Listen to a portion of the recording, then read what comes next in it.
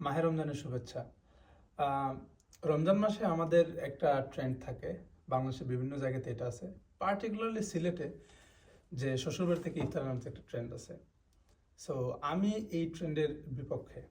আমার একটা ড্রিম ছিল, যখন থেকে আমি এইসব বিষয়ে বুঝি আর কি, তখন থেকে আমার ইচ্ছে ছিল যে আমি ইন ফিউচারে যখন ম্যারিড হব, আমি কোনো সময় আমার শ্বশুরবাড়ি থেকে ইফতার আনবো না।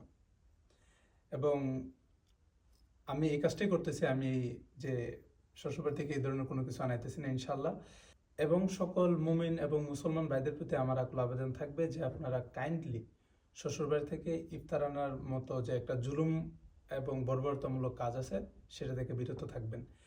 তারপর যদি মনে করেন যে আপনার ইফতার লাগবেই, আপনি ইফতার ছাড়া আপনার হইতেছেন, আপনার মান ইজ্জত চলে যেতেছে, অথবা আপনি না খেয়ে থাকতেছেন, তাহলে কাইন্ডলি আমাদের সাথে যোগাযোগ করবেন। ইনশাল্লাহ আপনার মতো গরিবকে এবং আপনার মতো একজন লোভীকে আমরা ইফতার দিব।